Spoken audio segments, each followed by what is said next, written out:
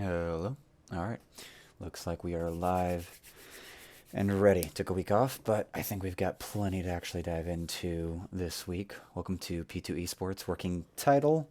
Hopefully, a creative friend will be in better health to help me sort out and make sure the logo and everything and the design here is more up to speed, but kind of ready to jump in. So, um, lots happened in 2 weeks. But it looks like we can just start with the normal rundown. Will be let's just review over how last week went in both LAC and LCS, and then we'll go into at least a quick touch on predictions, and then we'll jump into a bunch of other separate topics, and we'll probably be able to run from there. So starting out, quick rundown for at least the LAC and how that went.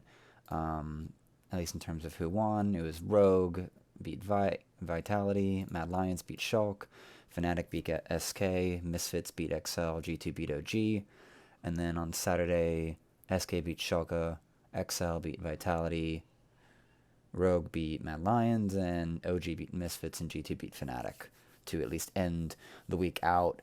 I think for at least the match of the week, the easiest thing to cover out of that is just G2 looks way more. I think it just feels like they're way more flexible and able to just play around and have an easier win about it. I kind of want to check and see what their lineup looked like, or at least what the draft was. Where is that match? So Origin. It's the top lane Janna. Yeah, that was a top lane Janna match, and they get it. Like it speaks very well, exceptionally well to at least the region strength, but especially G2 strength for Wonder to be able to just pick like a support character and know where to position in a fight.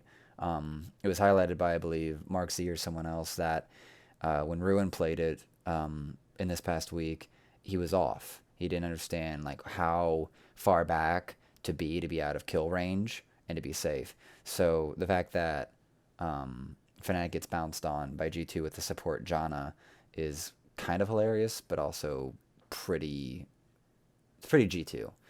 Um, Misfits lose to OG, but I think that is more of Misfits has continues to slide down. OG showing their how did OG's draft look? What was that? Corky. Oh, the Zac in the jungle. And so even though Razork goes in and really punishes that Zac, it still doesn't matter because of just how well it scales, and they're still able to take it from there. Um, I don't like Fabiven on Azir. It doesn't give him enough agency considering he's the strongest part of this whole team, and if we're just waiting for Fabiven to catch up to, or at least get to, some late game stuff like being the Kale or something like that of Misfits, it's just I don't like Fabiven being the late game insurance when this team has been able to. I think they've been able to win even earlier than when Azir would come online. Um, the notable matchups out of there. Um, G2 beat OG. Um, okay, so I actually remember watching or getting I think Dom's read on this. Yeah, I was watching both LS and Dom on this, and I really appreciate their insight. Um, because I don't think I didn't have a good read on what the Echo was supposed to do in terms of how much other CC lockup there was on OG's side, but it just goes into the level of it's really something to watch a team do a very high execution comp and just execute it so well against what was something of or as OG versus G2. Yeah, standard team fight comp, but G2 just knows how to surround them and not let OG collapse on any player with and Caps now is showing another ADC finally with an Ezreal. So that's actually probably the biggest work out of that. And Nukta continues to show why he is the most talented and most disappointing mid laner in EU for being so highly rated and so consistent for so long. But he flubs the Ori fight, um, or he flubs the Ori ult, he just loses track or sombreros it, and then they just lose the fight, and that transitions into Baron, and the rest of the game just falls from there. Um, So lacking that clutch factor just kind of doesn't speak well to Nuke Duck's legacy at this point, especially when the league is so competitive and it's like peaking at this point. Um, Rogue. Rogue had a 2-0 week, but I also had a pretty okay situation there. Mad Lions. I ain't getting much on that.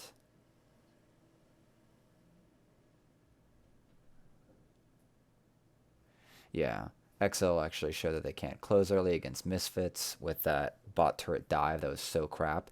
I love this match, actually. I loved watching this match because everyone was just looking at Fabivens Akali, and this is a much better champion for him to be on. Everyone's looking at that Akali going like, this is going to get dumpstered on by, what is it? Yeah, by the Pantheon. Like, the Pantheon punishes hard early, but the Akali just outscales him by like 2, 3 items and has way more ability to work with. No CC, but still, and not near as global. So it's one of those.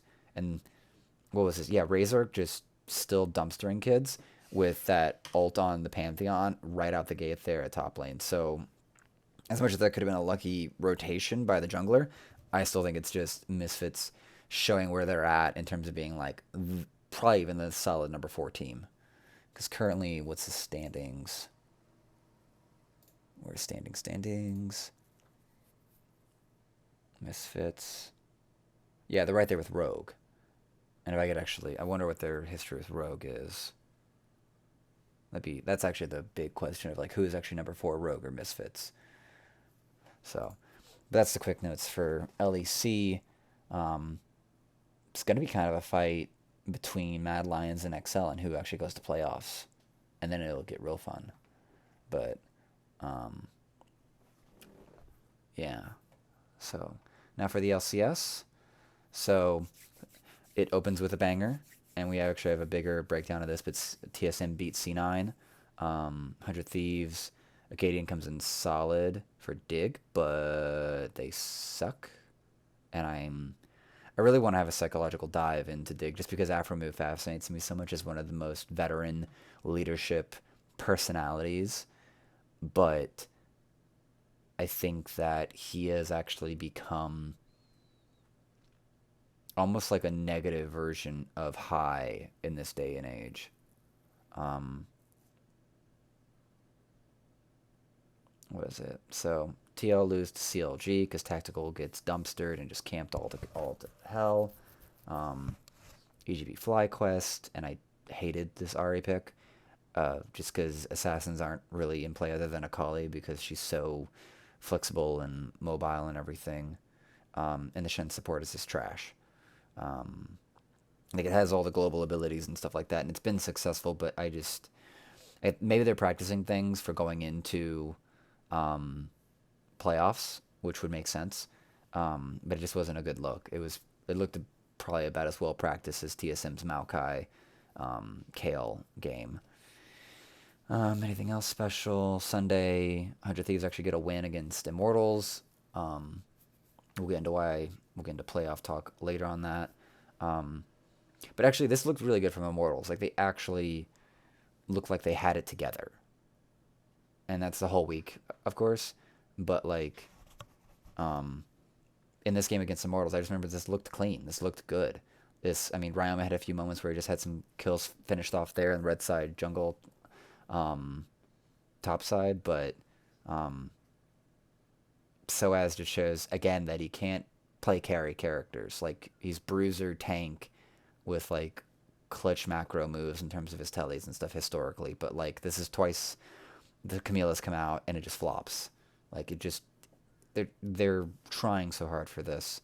Aika shows he's useless on LB probably because just how Zoe, I believe, was the other mid lane, was the opposing mid lane on that one. What was this? 100 Thieves Immortals.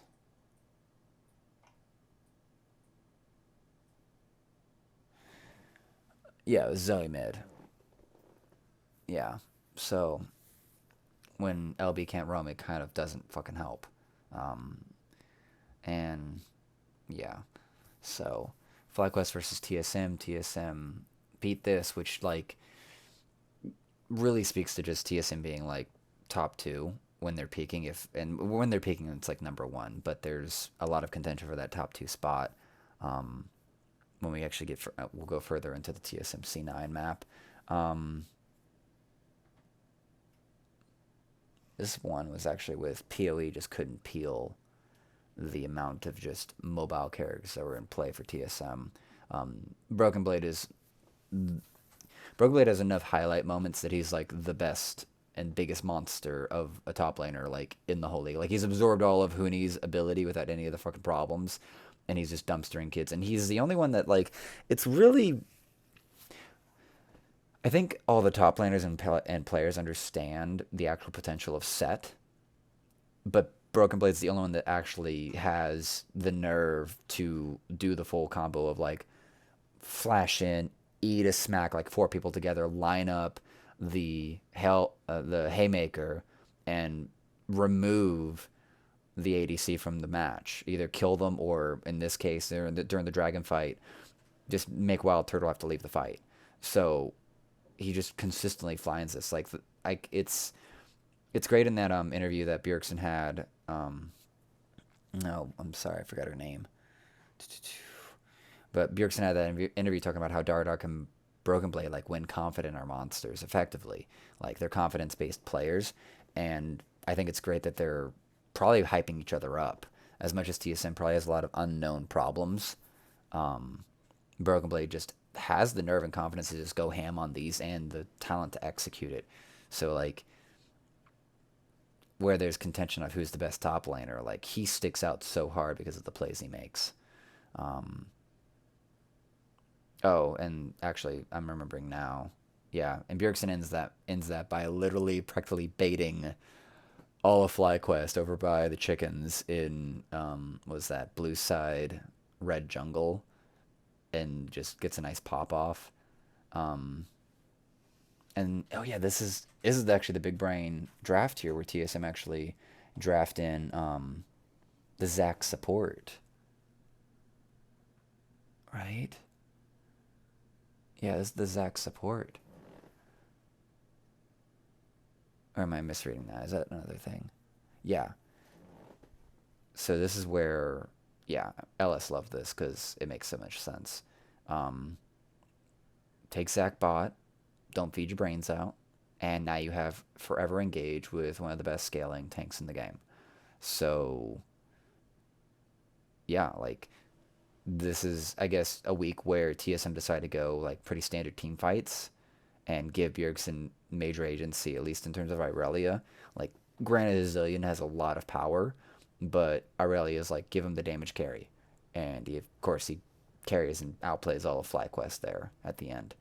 Um, it's just, it is kind of, I think it just goes to a very interesting situation where like FlyQuest and C9 show their team fight issues. They have the same team fight issue in terms of dealing with the set. Like, again, I want to give credit to people that spend their lives playing this game, but when Broken Blade's the only one bringing set in and only having two performances, I believe, on him, and just ruins whole teams, just carries the whole freaking match, the whole fight with like one flash, was it flash alt E Hellmaker? Just here's the whole combo, and the entire team looks like it just got melted by a brand ult. It's absolutely disgusting. Then Golden Gardens versus Dig. Golden Gardens will win it. Huhi in for Keith, which is an upgrade, more than likely, and it shows, at least in that win. And then EG versus CLG, and CLG look absolutely lost, and it's sad. I don't know why the Ashe is there. And Jizuke flexes the Echo, taking notes from Perks, and it was really sad. It was a really sad match on that one, just because it was not competitive at all. This might have been, I think that's just, I'm getting Echo matches mixed up, but Echo has so much freedom because of his ult that, like, he just gets to farm backlines and get away with it for free no matter what.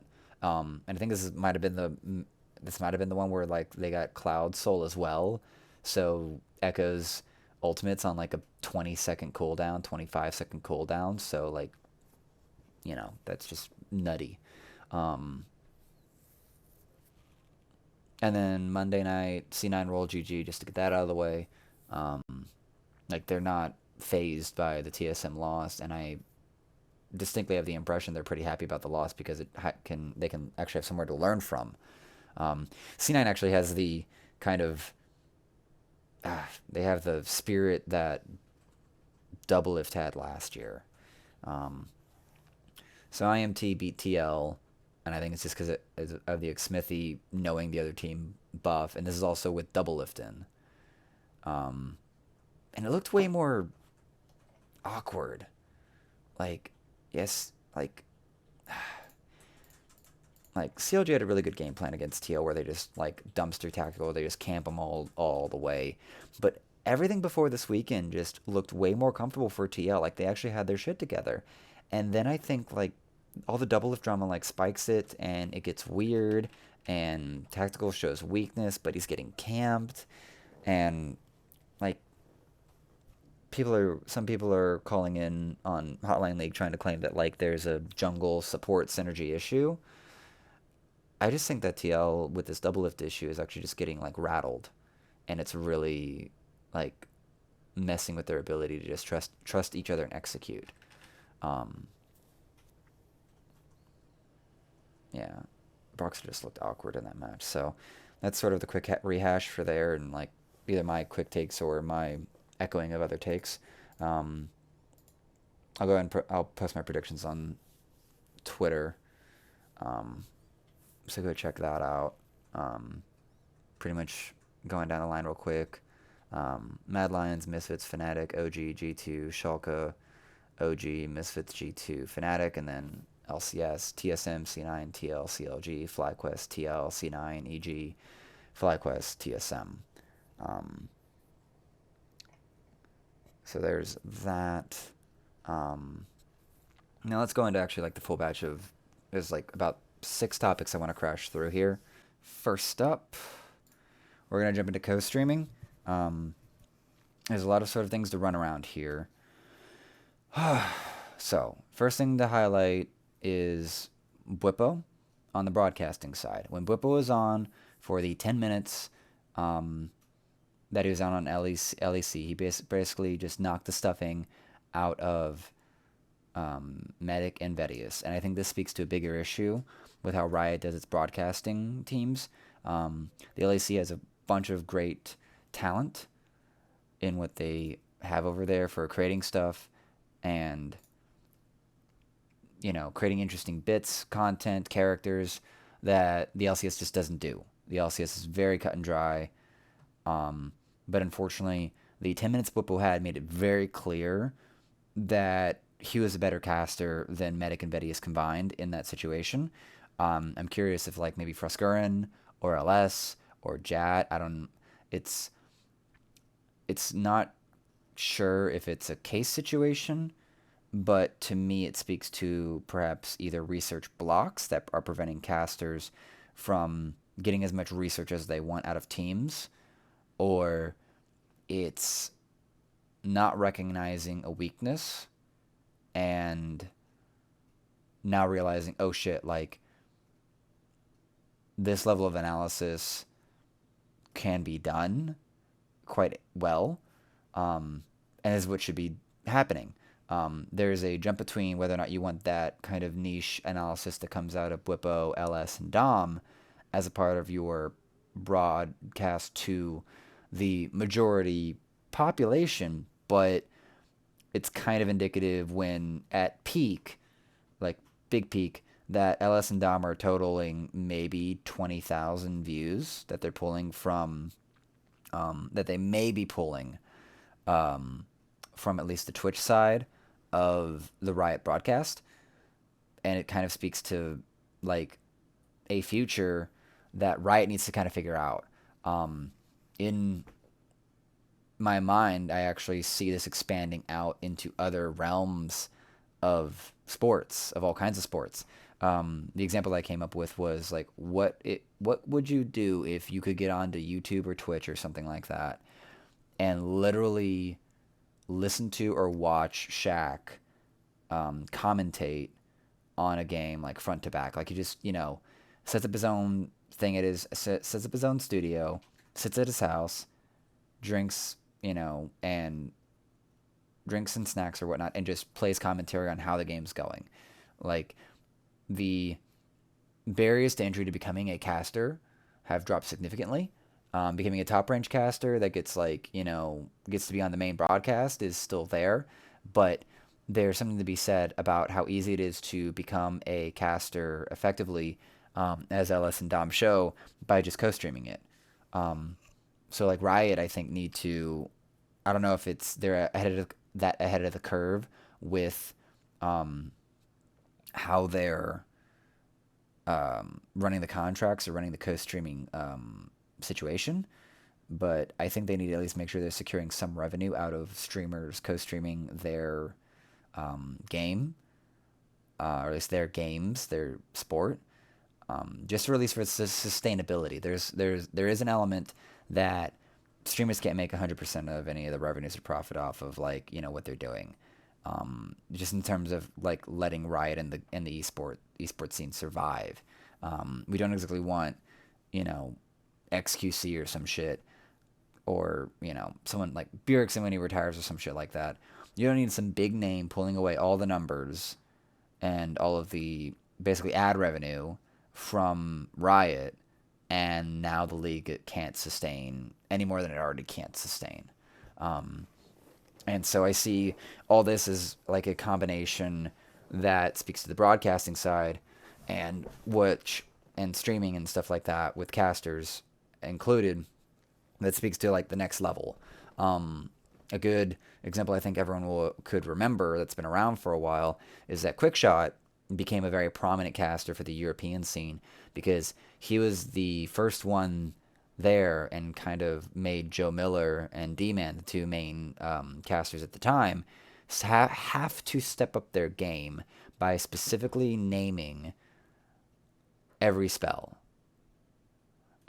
Before it was just like, oh, he's doing this little thing, or he's making that splash, or something like that, or here comes the big wave. No. It's Sleepy Trouble Bubble, it's Unleash Power, it's Mystic Shot. It's all specific things. That's what separated Quickshot and got him notoriety and has led him to become, the leader of the LEC. So I see this as like the next step. And I think it's going to actually start infecting traditional sports. Because I think it's something crazy to think about. Like you've got major personalities, and they don't have to worry about really subscribing to ESPN as much as just adhering to maybe some loose rules, but there's sort of a reason that everyone is sort of pining towards Face Check, Thorin, Summoning Insight, Crackdown, and not towards like Euphoria, or The Dive. Two well-produced shows, but they're not that interesting. There's something that's happening where people are playing. Riot employees have to play carefully so Riot doesn't get flack or shit, but it isn't as fun, and it's not as honest.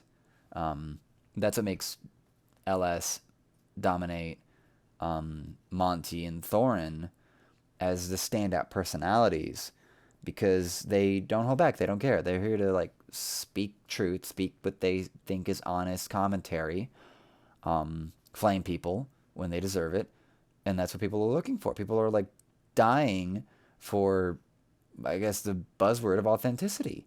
And it's a very clear thing when Kobe is holding back or Jad's having to hold back what they really have to say. So I think that's a really big deal. I think needs to be a wake-up call to the general broadcast group that they need to find a better way to be as entertaining and analytical and insightful on what's happening in the game instead of kind of maybe making shit up. They do have to fill all that gap, and they can't leave any dead air. But when a player comes on and has more charisma, more analysis, a quicker understanding that can articulate it well. Like, Bubba is a standout. He's a standalone, unique situation, unique individual in that he is very good at the game, very articulate, very well spoken, very charismatic. Like, he's got a career after League. If he, doesn't want to stay in the competitive area, he could carry an entire broadcasting by himself. Like, his co-stream will be so much fun. Because I think that'd be it's a better place. He gets to sit at home in his PJs and talk shit about shit top laners. At worst, and at best, he gets to just play a full analysis of it and just like dive hard. So like the co-streaming future is interesting. I think it is a great opportunity that can be properly managed, especially with how video game developers own the game, therefore they end up owning the rights to the broadcasting of the league. While the NFL doesn't own football, obviously, but they sell the rights, I believe, to broadcast the games to Fox, ABC, and stuff like that. So what happens when like you have to figure out how to get ahead of the curve here, actually, because is there enough in play to prevent the rise of co-streaming traditional sports? Because that can become a very big demand and a very highly entertaining, big demand situation. Because we've always had the shadows of it where, like, sync what you're watching to the timestamp that I'm putting in the farthest corner that's covered with, like, my Twitch information or a bunch of other shit. So you can have our live commentary on what you're watching. And I wouldn't be surprised if this is already I wouldn't be surprised if this is already happening in traditional sports. It's just that like there's a opportunity at hand to put out a bunch of contracts and permit full broadcasts. Like make sure all the ad stuff is protected, whether it's the vocals or at least the visuals are protected. But you get to bring more people in to watch your game, watch your sport, watch your channel premiering the sport, and have like at least try to make sure you're grabbing as much of the revenue as you can for the big companies that have to support all this, support the big production value that is, broadcasting a fucking football game. So, like, there's a future piece here that needs to like be answered and be expected, especially with what the internet does, like not embracing the opportunity to provide alternative means of entertainment at like just your only cost is contracts. It's just, lawyers to build up contract like templates that, just save you a lot of fucking time of just trying to get Twitch or YouTube to, run police on this shit. So yeah. So next up we have the TSM versus C9. So the breakdown for the TSM C9 is also sort of a TSM versus Fly course with how the last week went. TSM win, it's great, it's awesome, but I think it was more a highlight of C9's weakness and TSM's peak. And where it's very clear that C9 has got all their consistencies down, and their team fight may be their weak point, at least in terms of general team fights. TSM's weakness is, of course, their consistency and probably being able to have a cohesive idea of how they want to play the game. It's not clear that Dardoch is a major problem, but yeah. So whether it's the J4 locking them down that makes it so hard, or set J4 and all that locking them down, C9, maybe their comp couldn't really do it, but C9 should have played a much broader and wider grouping, like not near as clumped up. The fight that happened at Tier 1 mid tower, as well as the Dragon, they just grouped up like some ball comp and just gazillion popped. Gazillion bombed to death. Like, what do you, like, J4 on top of Set, on top of Zillion Bomb, on top of Xayah Feathers, and, like, it's just mopped. And yay that, like, gods can bleed, and C9 get a wake-up call, so they might actually be even more prepped to have even greater international success. But I just think that there's like an adjustment in play that I'm remembering when Team Liquid almost lost against the minor region team that was they got drafted. The enemy team at Worlds last year, TL had Orianna mid, and I think Doublelift on Kaisa, but the enemy team had landed Kiana and Rumble and like something else, and they could just blow up TL. There's just the simplest ult stack with like Kiana ult into Rumble ult into just dead, and it took two losing fights for TL to get it together, figure it out, and then execute how to play the team fights differently so they could survive. And Jensen just always got caught, couldn't survive, and Doublelift ended up having to play carry. And I think Impact carried those team fights by the end of them several times, if I remember correctly, on like Renekton. So there's a failure to adapt in game rapidly to what you're facing against, and what their sort of win condition is going to be on that. So yay for TSM getting the win and showing their peak that they could be the #1 team in the league, but C9's also highlighting their weakness in team fighting if the other team is going to match all of their macro movements that TSM sort of did, because I believe TSM also rotated to the Herald faster than C9 did, and also Broken Blade is like a monster. He's the best set in the league, and he's only had 2 set games, and I'm trying to recall everything that I did in the previous rant. It bothers me that Broken Blade is the only top laner, and maybe TSM is the only team that has it together enough that Broken Blade can take set, ult in, E to stun everyone, and then Haymaker, to where every time he executes, it's a massive play that just it wins the team fight before anyone else gets there to like clean it up. It's kind of disgusting, but it's also sort of disappointing that like with FlyQuest, they had a Thresh, and the Aphelios still gets knocked out of the fight there at Dragon, like one of the last fights or whatnot. Actually, he's had set like now 3 times, I think. Yeah.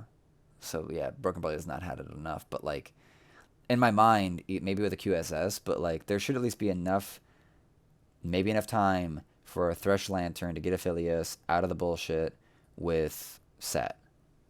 Maybe the stun lasts too long with the head knocker one, but there's a problem when you have a 2cc and a Thresh Lamp out of just Thresh, and Aphelios gets still knocked to like a quarter health, and it's just out of the fight.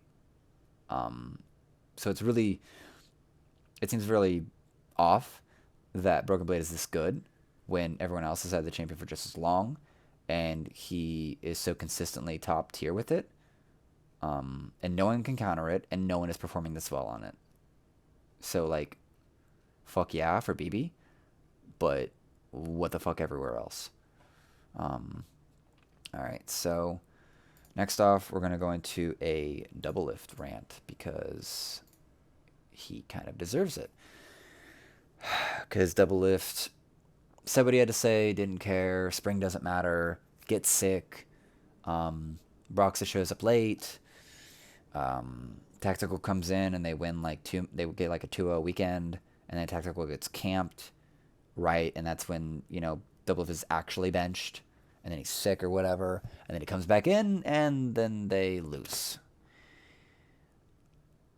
And I just think that if TL has a failed spring split, and maybe even maybe it could tentacle out even further, which would be horrible, but I would kind of hope and not think it would do that with how much veteran status there is, and how much trust Doublelift could potentially win back by busting ass and everything. But TL's in a position that they could lose playoffs, and it could be because at this point because of Doublelift and his apathy. And maybe if you if you attribute the best qualities of a person to that person, it is my impression that Doublelift hit a very depressed point. Like, you could call girlfriend debuff, but I doubt it.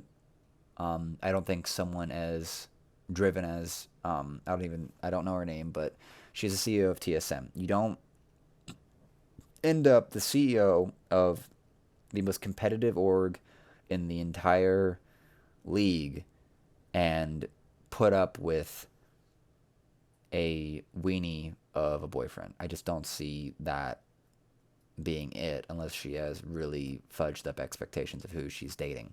Um, I think that Doublelift has had such a rough time on actually reaching his goals that it put him into such an apathetic, like, you know, low, like not a deep existential thing, but like some depressed level, because he's disrespecting all of TL.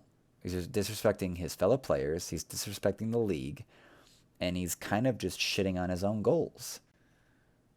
And he's not, and he doesn't get to do what Uzi does. He's not good enough. It's kind of understood that the LCS title is an award that has some respect, but it's not big enough. It's easily washed away, especially with NA's constant issues at international tournaments. So like Doublelift doesn't have the clout or the talent or the international success to take spring off like Uzi I does and come back and win the league. Like he doesn't get that.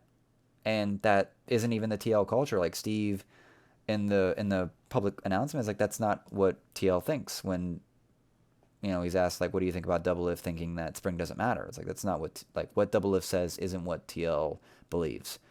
Like so now Doublelift is just sort of shat on everyone that's working hard between Core JJ, Impact, now Broxa and Jensen. Like he's he's kind of at this point who you could blame for TL's massive failure. Now there's very likely a trust issue. Like how do you trust someone that literally just said none of the work that we're doing right now matters?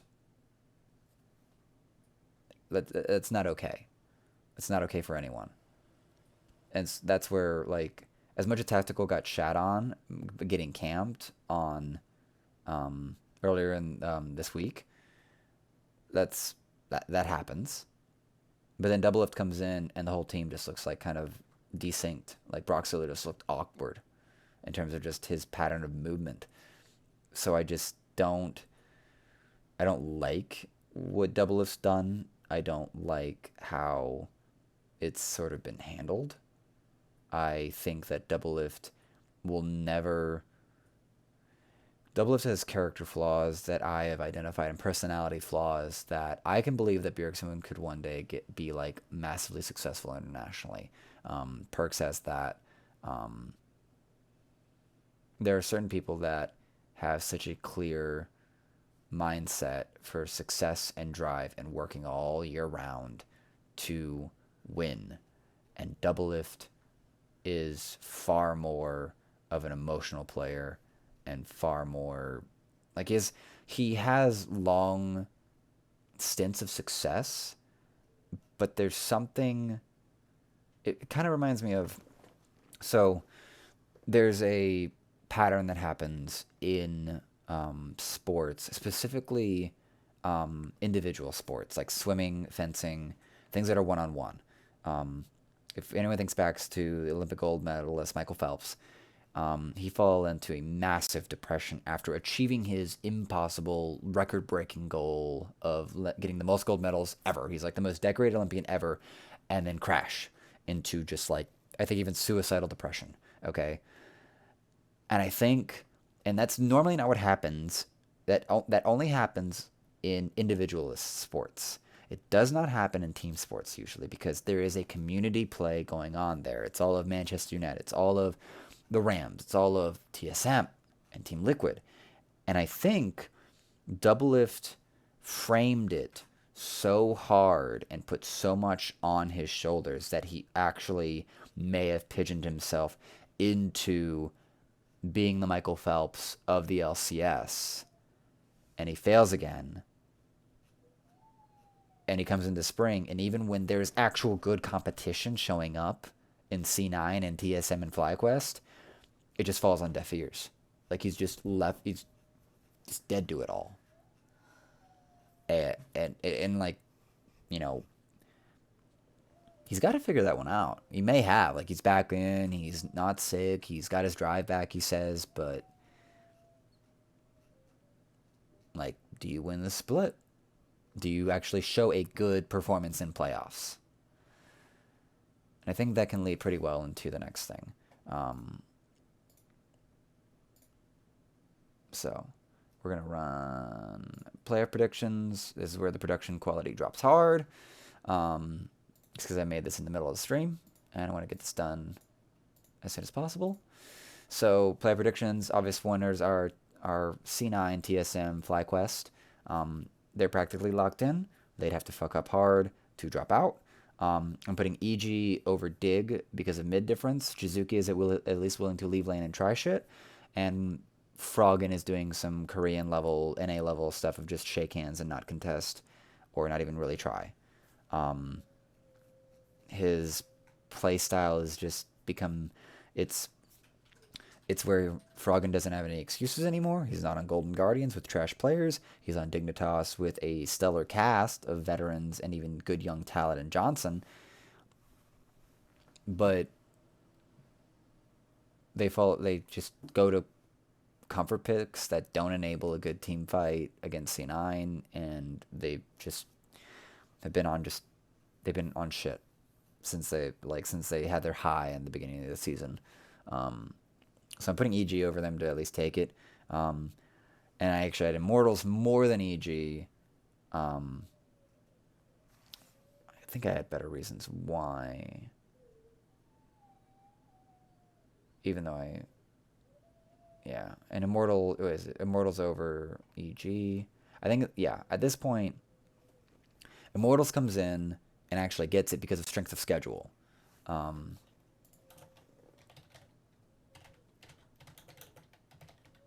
So, if you look at what's remaining in terms of strength of schedule for everyone, Immortals actually has the better bet over the rest of the 4 teams, so to speak. I do have TL in here, but that's also TL running on an optimistic, like, they turn it around. Like, Doublelift gets in there, gets his shit together, wins the trust back as fast as possible. And, they pull it out. They, 6-3, but they, get in there. Because they're only, a win or 2 behind the rest of the main pack. The soup. So, except because Golden Guardians, Dignitas, and 100 Thieves, just their schedules just look a little too rough for them to pull it off. Unless there's some major upsets. And I think that runs it. We're at 28, so cut out a lot because there's a good amount of time, 17 minus an hour. But yeah, that sort of runs through it for me. And we'll see how the next week goes. I'll be splicing this together with the beginning part of the stream when I did it earlier, and just putting this together and putting it up. So look for that. Predictions will be going out tomorrow on Twitter. So if you want to get the quick run through, it's there on this it'll be in the beginning of the video. But otherwise you can spot those there. And this should be this is actually getting exciting now. Like the split's coming to an end. C9 is lost. TSM has shown what their peak can look like, and it's an easy team fights, which is nice. They need to level up what they can play, but it's there. Doublelift is back. Will he win the trust back? And I think a good question we can ask ourselves, where is it?